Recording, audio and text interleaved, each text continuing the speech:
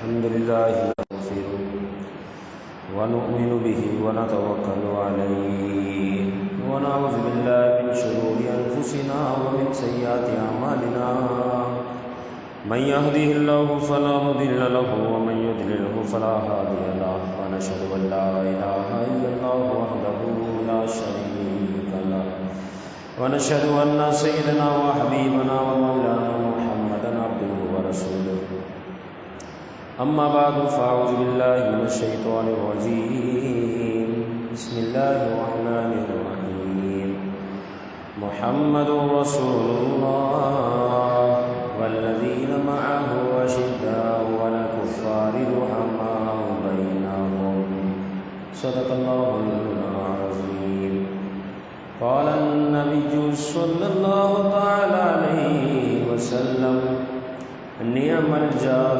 عثمان أو كما قال النبي صلى الله عليه وسلم إن الله وملائكته يصلون على النبي يا أيها الذين آمنوا صلوا عليه وسلموا تسليما اللهم صل على سيدنا مولانا محمد طب القلوب ودوائها وعافية الأبدان وشفائها ونور الأبصار وضيائها وعلى آله وصحبه وبارك وسلم فإن فضل رسول الله ليس له حد فيعرب عنه ناتيكم بفمين اللہ جل جلالہ واتم برہانہ وعظم شانہ یہ حمد و ثنا سرکار فخر کائنات قائد المرسلین خاتم النبیین احمد مصطفیٰ جناب محمد مصطفیٰ صلی اللہ تعالیٰ علیہ وسلم کی بارگاہ میں ہدیۃً تحفۃً محبتاً اخلاصاً عقیدتاً درود و سلام کا نذرانہ پیش کرنے کے بعد رب عز و جل کا فضل، اس کا کرم کہ ہماری زندگی اطمینان، پرسکون، قوت، صحت والی گزر رہی ہے، اللہ تعالیٰ اس میں دوام نصیب فرمائے، اور یہ شب و روز جو گزر رہے ہیں دعا ہے اللہ رب العزت ہمیں زیادہ سے زیادہ عبادتیں کر کے رب کو راضی کرنے کی سعادت ہمیں نصیب فرمائے۔ یقیناً گزشتہ جمعہ بھی سیرت عثمان غنی رضی اللہ تعالیٰ عنہ کے حوالے سے گفتگو ہوئی، اور آج کا جمعہ اس کا موضوع بھی شان عثمان غنی رضی اللہ تعالیٰ عنہ منتخب کیا گیا ہے۔ اس کی وجہ یہ ہے کہ صحابہ کی زندگی کس طرز پر تھی، وہ اپنی زندگی کس انداز میں گزارتے تھے، اور جو اللہ رب العزت نے انہیں شان و شوکت عطا فرمائی، محبوب کا صحابی بنایا، عشرہ مبشرہ میں دنیا ہی میں جنت کی بشارت سننے کے باوجود بھی ان کی زندگی کا طرز کیا تھا، تو یہ باتیں ایسی ہیں جو سیکھنے کے لائق، اور ہم اپنی زندگی پر بھی اس کو اپلائی کر سکتے ہیں۔ تو سیرت سننے کا مقصد بھی یہی ہوا کرتا ہے کہ ہماری زندگی میں جو خامیاں ہیں ہمیں ان سیرتوں کو سن کر ان خامیوں کو دور کریں، خوبیوں کی طرف آ جائیں۔ تو اسی حوالے سے سیدنا عثمان غنی رضی اللہ تعالیٰ عنہ کی سیرت کے چند پہلو کوشش کریں گے کہ اسے صحیح طور پر سننا، پھر سمجھنا، پھر یاد رکھنا، پھر عمل کرنا، پھر دوسروں تک پہنچانا، یہ کم از کم نصیب ہو جائے۔ سننے کے بعد عمل شرط ہے، عمل کے بغیر تو کوئی شے نہیں۔ عثمان غنی رضی اللہ تعالیٰ عنہ نے محبوب سے کتنا عشق کیا، حضور سے کتنا پیار تھا، اس بات سے بخوبی اندازہ لگایا جا سکتا ہے کہ ایک موقع تھا سیدنا عثمان غنی رضی اللہ تعالیٰ عنہ وضو کرنے سے فارغ ہوئے، مسکرانے لگے۔ پھر اس کے بعد صحابہ سے، جو محبوب کے صحابہ ہیں جو وہاں موجود تھے، ان سے آپ نے فرمایا کہ مجھ سے پوچھتے نہیں کہ میں کیوں مسکرا رہا ہوں، جب کہ اصحاب نے آپ سے پوچھا تو آپ نے فرمایا بات یہ ہے کہ میں ایک موقع تھا کہ محبوب کے ساتھ اسی جگہ پر موجود تھا، اللہ کے حبیب نے وضو کے بعد اسی طریقے سے مسکرایا تھا، تو میں نے آج ان کی اس سنت کو ادا کر دیا۔ اس سنتوں سے کتنی محبت تھی۔ محبوب علیہ السلام جو حکم فرما دے اسے تو کرنا ہی ہے، بلکہ جس چیز کو صحابی دیکھ لیتے تھے محبوب کو کرتے ہوئے، وہ بھی صحابہ کر دیا کرتے تھے۔ تو ہماری زندگی میں آج عشق رسول کا بہت بڑا فقدان ہے۔ دعویٰ تو سارے ہی کرتے ہیں، غلامی رسول میں موت بھی قبول ہے، لیکن یہ دعویٰ اس وقت بغیر دلیل کے ہو جائے جب اس عاشق کا اپنا عمل سنتوں والا نہ ہو، اس عاشق کا اپنا عمل سنتوں سے بہت دور ہو۔ تو یہ دعویٰ تو ہے غلام رسول میں موت بھی قبول ہے، لیکن اس دعوے پر دلیل یہ نہیں دے سکتا، کیونکہ دلیل ہے ہی نہیں، دلیل تو اس کے برعکس جا رہی ہے۔ اسی طریقے سے محبوب کی بات وہ صحابہ کیسے کیچ فرماتے ہیں۔ حضور نے فرمایا سامنے والی زمین دیکھ رہے ہو عثمان، زمین کو دیکھتے ہو کتنی اچھی ہے، دیکھ کر آؤ۔ اب محبوب نے دو لفظ کہے، ایک تو یہ دیکھنا، دوسرا یہ کتنی اچھی ہے۔ عثمان غنی رضی اللہ تعالیٰ عنہ گئے، دیکھا یہودیوں نے اس جگہ پر گھوڑے باندھے ہوئے۔ عثمان غنی رضی اللہ تعالیٰ عنہ فرمانے لگے، اے یہودی یہ زمین میرے ہاتھ بیچ دے، بتا تو کتنی یہ رقم لے گا، کتنے درہم دینار لے گا، کتنی اشرفیہ لے گا، بتا۔ جتنی اس نے رقم کہی، درہم دینار اشرفیہ اس نے کہی، عثمان غنی رضی اللہ تعالیٰ عنہ نے ساری اسے ادا کر دی۔ اب بات سمجھے، حضور نے بھیجا دیکھنے کے لیے اور ساتھ اس زمین کی صفت کو بیان کیا، بہت اچھی ہے۔ دو باتیں ہو گئی، دیکھنا اور اچھا ہونا۔ خریدنے کی تو بات ہی نہیں، سودا ہو گیا، سارے معاملات کلیئر ہو گئے۔ عثمان غنی رضی اللہ تعالیٰ عنہ فوراً سارے کام کرتے ہیں کہ محبوب نے بھیجا، یاد کر رہے ہوں گے۔ دوبارہ حضور کی بارگاہ میں حاضر ہوئے، حضور نے فرمایا کیسی لگی زمین؟ عثمان غنی رضی اللہ تعالیٰ عنہ نے عرض کیا رسول اللہ صلی اللہ علیہ وسلم زمین بہت اچھی ہے، میں نے اس کا سودا کر لیا۔ حضور نے فرمایا میں نے تو تمہیں دیکھنے کے لیے بھیجا تھا۔ عثمان غنی عرض کر دیا رسول اللہ آپ نے اگرچہ دیکھنے کے لیے بھیجا تھا، لیکن آپ نے فرمایا تھا کہ بہت اچھی زمین ہے، اور یہ کیسے ممکن ہو کہ اللہ کے حبیب کو جو چیز اچھی لگے وہ یہودی کے قبضے میں ہو؟ عثمان کو یہ چیز پسند نہیں ہے، لہٰذا اس اچھی ہونے کی وجہ سے میں نے اس کا سودا بھی کر لیا۔ اب آج سے یہ مسلمانوں کی ہو گئی۔ یہ ہے شان عثمان غنی کہ آج تو ہمیں چیخ چیخ کے بتایا جاتا ہے کہ یہ محبوب کی سنت ہے، اسے ادا کرو، یہ محبوب کی سنت اسے ادا کرو، یہ محبوب کی سنت اسے ادا کرو۔ کھانے سے پہلے بسم اللہ پڑھو، پانی بیٹھ کر پیو، پانی دیکھ کر پیو، 3 سانس میں پیو، سیدھے ہاتھ کو پکڑ کر پیو، کیا کچھ بتایا جاتا ہے۔ لیکن پھر آپ دیکھیں یہ روزانہ آنے والی سنتوں کو بندہ کتنے آسانی سے بھول جاتا ہے۔ کھڑے ہو کے کھا رہا ہے، بغیر بسم اللہ کے کھا رہا ہے، کھڑے ہو کے پانی پی رہا ہے، نہ جانے کیا کیا کیفیت والے معاملات عجیب و غریب۔ وہاں تو حکم تو ہے ہی نہیں، صرف کہا گیا دیکھ کر آؤ، اتنی ادا پسند کے فرمایا، محبوب نے فرمایا دیکھ کر آؤ۔ کیسے ممکن عثمان سے دیکھ کر آ جائے؟ عثمان تو اس کا سودا کرے گا اور محبوب کے قدموں میں زمین کو رکھ دے گا۔ عثمان غنی کی شان ہے۔ ان کی زندگی سے ہمیں ایک یہ بھی طرز ملتا ہے کہ محبوب سے عشق ہو تو پکا ہو، تو حضور کی جو سنت ہے اس کے مطابق ہماری زندگی ہو، اس نفس کو بیچ میں نہیں آنے دینا۔ کہنے والے نے کہا کہ رنگ چمن پسند نہ پھولوں کی بو پسند، ہمیں تو وہ پسند جو لگے تجھے پسند۔ بات ختم، جو تجھے پسند ہمیں وہ پسند۔ بس جب سوچ یہ بن جائے نا تو پھر اس کے بعد تو ہر سنت کو بندہ اپنا لیتا ہے، ہر سنت کو اپنانے کی کوشش کرتا ہے۔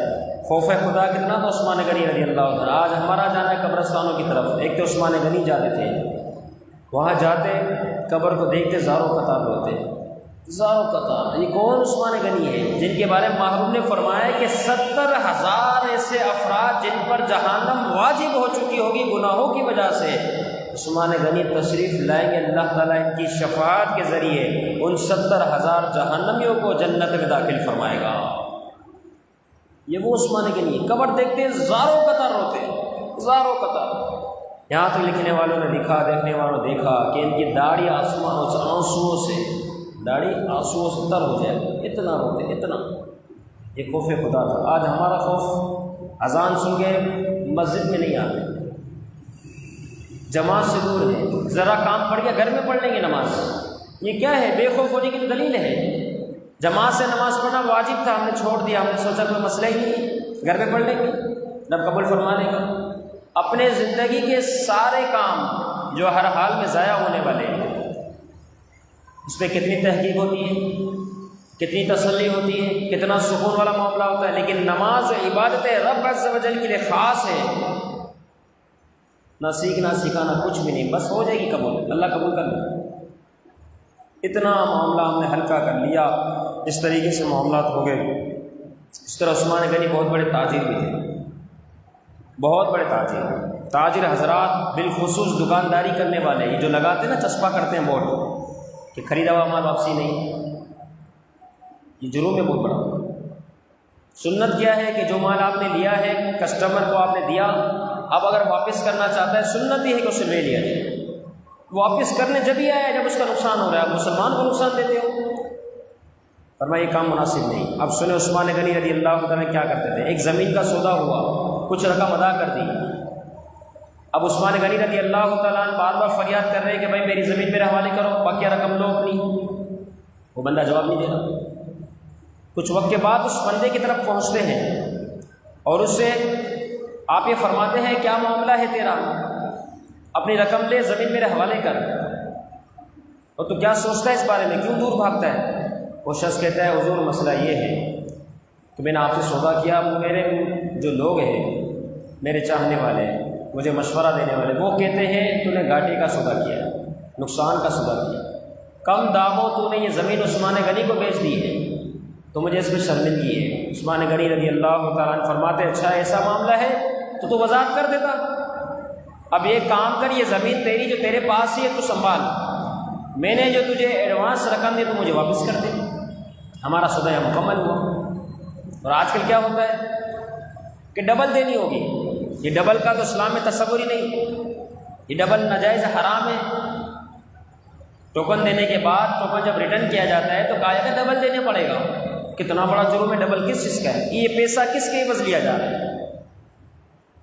اور آج ہمارے معاشرے میں سے افراد ہیں، بروکر حضرات خاص طور پر ڈبل دلواتے بھی ہیں. حرام، نقصان پہنچانا کسی کو تکلیف. تو فرمایا کہ یہ زمین تو رکھ لے، میری رقم مجھے واپس کر، کیونکہ میں نے محبوب کو فرماتے ہوئے سنا، حضور کا فرمان ہے. فرمایا آسان سے خریدنا اور آسانی سے بیچنا، اللہ تعالیٰ ان دونوں شخصوں کو جنت عطا فرمائے گا. جس نے آسان سودا کیا، آسان، اور جس نے آسان انداز میں خریدا، فرمایا دونوں جنتی ہیں. تو محبوب کا تو یہ فرمان ہے. اور فرمایا ایک حدیث میں تو یہاں تک آیا کہ اللہ رب العزت ایسے شخص کی غلطیوں کو معاف فرما دے گا جو کسی مسلمان سے اکالا کرے. اکالا کیا ہے؟ حمزہ خوف الف لام اور آمنہ والا ہے. اکالہ یہ کیا ہے؟ بے کو فس کرنا، بے کو ختم کرنا. اب یہ کیا ہوتا ہے؟ فرمایا محبوب علیہ الصلوۃ والسلام نے جو کسی مسلمان سے اکالا کرے اللہ تعالیٰ اس کی غلطی کو معاف فرما دے گا. یعنی کہ خریدا ہوا مال واپس لے لے، اس کی رقم پوری اسے لوٹا دے، اللہ تعالیٰ اسی کی غلطیوں کو معاف فرمائے گا. یہ اکالا کرنا ہے. کہاں کرتے ہیں آج کل کے لوگ؟ دکان میں پہلے لکھا ہوا تھا خریدا ہوا مال واپسی نہیں، اور بعض جگہ تو اور آگے قدم بڑھا دیتے ہیں، کہتے ہیں کہ خریدا ہوا مال واپس بھی نہیں ہے اور تبدیل بھی نہیں ہوگا. یعنی پورے انداز سے بیٹھے ہیں کہ بس مسلمان کو تکلیف پہنچانی، نقصان پہنچانا. کتنا بڑا جرم ہے یہ. کہاں سے آپ نے الفاظ تلاش کر لیے؟ اور میں آپ کو یہ چیز دعوے سے کہتا ہوں، اپنے دل کو، اپنی سوچ کو، اپنے ذہنی صلاحیتوں کو وسیع کیجیے. جو مال آپ نے سیل کیا آپ اسے واپس لینے کی عادت بنائیے. آپ دیکھیں گے اللہ تعالیٰ آپ اس مال میں کتنی برکت عطا فرما رہا ہے. اور آگے وہ یہ ہے کہ آپ نے جو مال واپسی لیا ہے نا، اس میں آپ کو نقصان ہونا ہی نہیں ہے، کیونکہ آپ نے اس حدیث کو بنیاد بناتے واپس لیا ہے کہ اللہ تعالیٰ میری غلطیوں کو معاف فرمائے گا. اور مجھے کیا چاہیے؟ یہ میں کما رہا ہوں، مجھے نہیں پتا میں اس کو استعمال کر بھی سکوں گا یا ضائع ہوگا، لیکن میں واپسی جو لے رہا ہوں اس کے بارے میں تو حضور کے فرمان موجود، سند موجود ہے. فرمایا واضح حکم ہے، غلطیاں معاف ہوگی. تو میں مسلمان سے ایسا کام کروں؟ نہیں، میری غلطی اللہ معاف فرمائے گا۔ لیں آپ، یہ مال آپ کا پروفٹ کے ساتھ بکے گا، نفع کے ساتھ بکے گا۔ ہم نے کئی مرتبہ اس چیز کا تجربہ کیا، کئی مرتبہ۔ ہمارے اپنے بھی کسٹمر دکاندار یہ وہ سارے ماں باپ، آپ یقین کریں 6 مہینے بعد واپس آ کے لیتے ہیں، ہم مسکراتے ہوئے لیتے ہیں، لے بھائی دیتے ہیں، ہم بیٹھے اسی لیے۔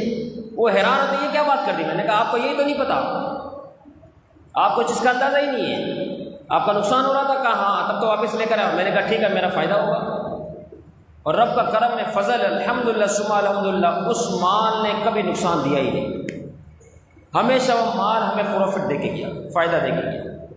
یہ کھلی دلیل، کھلی کتاب، کھلی وضاحت، بالکل۔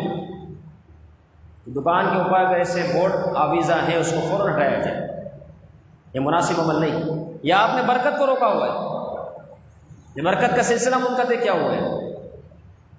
تو عثمان غنی رضی اللہ تعالیٰ اس طرح تجارت فرماتے تھے، ہمیں ان کی اس شان کو بھی اپنانا چاہیے کہ ان کی سیرت کیا تھی، ان کے معاملات کیا تھے، سخاوت کتنی تھی۔ شام سے ایک شخص سیدنا ابوبکر صدیق رضی اللہ تعالیٰ کے پاس آتا ہے اور کچھ فریاد لے کر حاضر ہوتا ہے، حضور میری مدد فرما دیجیے۔ ابوبکر صدیق رضی اللہ تعالیٰ کے گھر کا دروازہ بہت وسیع تھا، عمدہ بھی تھا اور بڑا بھی تھا، لوگ سمجھتے بہت مالدار ہے۔ آپ نے شامی شخص کو لیا، مسلمان تھا۔ سیدنا ابوبکر صدیق رضی اللہ تعالیٰ گھر کے اندر داخل ہوتے ہیں، اب وہ شخص دیکھ کے حیران ہو گیا، باہر اتنا بڑا دروازہ، اندر دیکھا تو کھجور کی جو چھال ہوتی ہے اس کی بری ہوئی چٹائی وہ پھٹی ہوئی ہے جگہ جگہ سے۔ پھر ابوبکر صدیق رضی اللہ تعالیٰ فرماتے تجھے بتاؤں آگے کی بات، کہ کھانے کو بھی کچھ نہیں، کھجور پر گزارا ہے۔ مسلمانوں کے خلیفہ سیدنا ابوبکر صدیق رضی اللہ تعالیٰ، کتنا اچھا ذہن تھا، کتنی اچھی سوچ تھی، مسلمان اس کو کتنا خوشحال تھا۔ اندازہ لگائے کہ جب بڑے کی سوچ اتنی ہو کہ مال لوگوں کا مال ہے، پنچ کا مال ہے، ٹیکس کا مال ہے، میرا ذاتی مال نہیں ہونا، یہ تو یہ بھی پھٹی ہوئی اور کھانے کو کھجور۔ اب وہ شخص پریشان ہو گیا کہ میرے پہ تو اتنا قرضہ ہے، میں تو شان سے یہاں پر آیا ان کی بارگاہ میں، اب میں کیا کروں؟ ابوبکر صدیق رضی اللہ تعالیٰ فرماتے جا تو فلاں شخص کے پاس جس کا نام عثمان غنی ہے اس کے پاس پہنچ جا، جو بڑے سخی ہے۔ وہ شخص کہتا ہے کہ دلیل میں کیا پیش کروں، ان کو کیا کہوں، آپ کا نام لے لو؟ ابوبکر صدیق رضی اللہ تعالیٰ فرماتے ہیں نام لینے کی حاجت نہیں، وہ نام ہم نہیں پوچھتا۔ کیا پتہ چلا اس سے کہ آج ہم کسی کو 10 روپے دے رہے ہیں نا، اس کی پوری تحقیق کرتے ہیں کیا کر رہا ہے۔ کبھی اپنے بارے میں سوچا کہ تو نے فجر کی نماز نہیں پڑھی، اللہ تجھے پھر بھی رزق دے رہے ہے، تو دن میں اللہ کی کتنی نافرمانیاں کر رہا ہے، پھر بھی اللہ تجھے رزق دے رہا ہے۔ وہ تو اس بارے میں خود ٹال مٹول نہیں کرنا، وہ تو اس بارے میں خوب غور و فکر یا وہ تحقیق کرنا، وہ اس طرح کر کے تجھے رزق تو نہیں دے رہا، وہ تو جانتے تو گناہ گار ہے، پھر بھی تجھے رزق عطا فرما رہے ہیں۔ اور ہم آج ہم کسی کو 10 روپے دیتے 50 بار سوچتے کہ یہ کیسا بندہ ہے، اس کے پیچھے بیک گراؤنڈ کیا ہے، یہ کیا ہے، وہ کیا ہے۔ بھائی دل آپ کو بہتر لگے، آپ کے دل میں سمجھ آیا کہ ٹھیک ہے دینا ہے اب دے دو، نہیں ہے تو نہ دو، کیوں کسی کو ذلیل و رسوا کرتے ہو؟ تو عثمان غنی اس طرح نہیں پوچھے گا۔ ابوبکر صدیق رضی اللہ تعالیٰ جب اس بات کا جواب دیتے ہیں تو وہ شخص کہنے لگا کوئی تو وجہ ہوگی، کوئی تو بات کروں ان سے میں جا کے۔ فرمایا بس کہہ دینا کہ رسول اللہ کا نوکر ہوں، حضور کا غلام ہوں، شان سے آیا ہوں، مقروض ہوں، آپ کی بارگاہ میں آیا ہوں، بس اتنا کہہ دینا کافی ہے۔ وہ شخص جاتا ہے، وہاں پہنچتا ہے، گھر کے باہر دروازے کے باہر موجود ہے، سن رہا ہے، پہلے دروازہ دستک دی، وہاں کھڑا رہا، اندر سے آواز آ رہی ہے، عثمان غنی رضی اللہ تعالیٰ اپنے بچے کو ڈانٹ رہے ہیں۔ دیکھو ایسے لوگ بھی دنیا میں گزرے ہیں۔ فرما رہے ہیں تو جب دودھ میٹھا ہے تو اس میں شہد میٹھا کیوں ملایا، دونوں چیزیں میٹھی ایک ساتھ کیوں کی؟ ابھی باہر شخص پریشان ہو گیا کہ یہاں تو دودھ اور شہد کا معاملہ لڑائی والا چل رہا ہے، مجھے یہ کیا میری مدد کریں گے، میں اتنا مقروض ہوتی دور سے آیا ہوں، یہ کیا مدد کریں گے؟ بہرحال وہ کھڑا رہا۔ اب جیسے عثمان غنی رضی اللہ تعالیٰ عنہ نے دروازے کو کھولا، سامنے شخص کو پایا، جیسے شخص کو دیکھا سب سے پہلے اخلاق آپ کے دیکھے۔ حضور نے ایسے نہیں فرمایا تھا کہ عثمان غنی اخلاق میں میرے مشابہ ہیں، اخلاق سنیں آپ۔ سب سے پہلے دروازہ کھلا، کھلنے کے ساتھ ہی نئے شخص کو جانتے ہیں نہ دور تک کوئی واسطہ، یہ تو شام سے آیا ہے۔ فوراً اس شخص کو دیکھا، دیکھنے کے ساتھ ہی فرمانے لگے کہ 1.5-2 منٹ میں ذرا لیٹ ہو گیا دروازہ کھولنے میں، سب سے پہلے میں آپ سے معافی مانگتا ہوں۔ کتنے شاندار اخلاق ہے، میں آپ سے معافی چاہتا ہوں، دروازہ کھولنے میں لیٹ ہو گیا، بچے کو کچھ سمجھا رہا تھا۔ اب وہ شخص آپ کے اخلاق سے متاثر ہوا، یار کیسا بندہ ہے، آپ نے اندر بلایا، بات سنی، انہوں نے یہ بات کی تو میں تو حضور کا نوکر ہوں، مقروض ہوں، بس یہ بات سننی تھی۔ فوراً سے ایک اونٹ تیار کروایا، سامان سے لدا ہوا، کپڑے اس کے اندر، پھر آپ نے ساتھ میں فرمایا اس میں غلہ بھی ہے، اناج بھی ہے، کھانا پینا، کپڑے وغیرہ سب موجود ہیں، اور ساتھ ہی ساتھ 6000 اشرفیہ بھی موجود ہے۔ شخص نے جب یہ بات سنی بہت حیران ہوا، بولے یہ کیا بات ہے، میں نے تو کچھ اور سنا بھائی، شہد و دودھ کی لڑائی ہو رہی ہے اور آپ نے اتنا بھر کے عطا فرما دیا، گستاخی نہ ہو تو بات پوچھ لو اس بارے میں۔ آپ نے سوال کیا، عثمان غنی رضی اللہ تعالیٰ عنہ فرمانے لگے بات تیری صحیح ہے، جھگڑا اسی بات پر ہو رہا تھا، بچے کو میں یہی سمجھا رہا تھا، اس سے یہ بھی پتہ چلا اپنی اولاد کو صحیح مشورہ دینا چاہیے، سمجھاتے رہنا چاہیے، قدم قدم پر کو سمجھایا جائے، قدم قدم پر کہ غلطی تو نہیں کر رہے۔ یہی عثمان غنی رضی اللہ تعالیٰ عنہ کی سیرت ہے۔ آپ نے فرمایا بات تو نے جو سنی وہ حقیقت ہے، لیکن یہ بات یاد رکھ، اللہ نے مجھے خوب مال و متاع دیا ہے، یہ اس لیے نہیں دیا کہ میرے بچے خوب عیش میں رہیں گے، نہیں، بلکہ یہ تو حضور علیہ الصلوۃ والسلام کے جو غلام ہیں ان کی میں نوکری کروں، اللہ نے مجھے مال اس لیے عطا فرمایا ہے۔ حضور کے غلاموں کی نوکری کرنے کے لیے، ان کی خدمت کرنے کے لیے میرے رب نے مجھے مال دیا ہے، میرے بچے عیش و عشرت کرے، یہ مال اس لیے نہیں ہے۔ کتنا شاندار جملہ تھا۔ پھر وہ شخص عرض کرنے لگا حضور مجھے تو 3000 اشرفی کی ضرورت تھی، آپ نے تو 6000 اشرفی عطا کر دی۔ اصل میں نام کس کا لیا کہ میں حضور کا غلام ہوں، اس لیے عثمان غنی نے بھر بھر کے عطا فرما دیا۔ تو عشق رسول ایسا ہو، اخلاق ایسے ہو، پھر اس کی شان بہت اعلیٰ ہے۔ ہمارے دور جدید کا بالخصوص ایک مسئلہ انتہائی اہمیت کا حامل وہ یہ ہے کہ پڑوسی کے حقوق۔ حضور کیا فرماتے ہیں؟ محبوب علیہ الصلوۃ والسلام نے فرمایا کہ عثمان غنی 40 دن 40 رات تک میرا پڑوسی رہا۔ 40 دن 40 رات۔ حضور فرماتے ہیں میں نے کبھی اس کی طرف سے پانی گرنے کی آواز بھی نہیں سنی، پانی گرنے کی آواز نہیں۔ اس زمانے میں ایسا ہوتا ہوگا، پانی گرتا ہوگا، پڑوسی کو آواز جاتی ہوگی، تکلیف کا معاملہ ہوتا ہوگا، فرمایا ایسا بھی میں نے کبھی اس کو نہیں پایا۔ پھر آگے حضور نے کیا شان بیان فرمایا، فرمایا فنعم الجار عثمان، فرمایا عثمان سب سے بہترین پڑوسی ہے۔ آج اگر ہمیں راستے میں کوئی مل جائے، گلے ملے، ہاتھ چومے، سلام دعا کرے، اچھے طریقے سے پیش آئے، تو ہم بڑے فخری انداز میں یہ بات بتاتے ہیں کہ فلاں شخص دیکھو، دوسرے دیکھ رہے ہو کہ بولے کتنا اچھا بنتا ہے، نہیں، یہ اچھے ہونے کی سند نہیں، یہ قطعاً اچھے ہونے کی سند نہیں۔ اچھے ہونے کی سند کیا ہے؟ اب یہ سنیں، عبداللہ بن مسعود رضی اللہ تعالیٰ عنہ فرماتے ہیں ایک شخص رسول اللہ کی بارگاہ میں حاضر، عرض کیا رسول اللہ صلی اللہ تعالیٰ علیہ وسلم مجھے کیسے پتہ چلے کہ میں اچھائی پر ہوں یا برائی پر ہوں؟ حضور علیہ الصلوۃ والسلام نے فرمایا جب تیرا پڑوسی تیرے بارے میں اچھائی بیان کرے تو سمجھ لینا تو اچھا ہے، اور جب تیرا پڑوسی تیرے بارے میں برائی بیان کرے بس تو سمجھ لینا تو بہت برا ہے۔ یعنی ہمارا اچھا ہونا برا ہونا اس کی سند کون دے گا؟ پڑوسی دے گا۔ کہ پڑوسی ہم سے کتنا خوش ہے، پڑوسی کی کیا معاملات ہیں۔ حضور علیہ الصلوۃ والسلام نے موقع میں یہاں تک فرمایا واللہ لا یؤمن، واللہ لا یؤمن، واللہ لا یؤمن، یعنی 3 مرتبہ اللہ کی قسم کھا کے فرمایا لا یؤمن، وہ شخص ایمان والا ہو ہی نہیں سکتا۔ صحابہ نے پوچھ لیا یا رسول اللہ کون سا شخص؟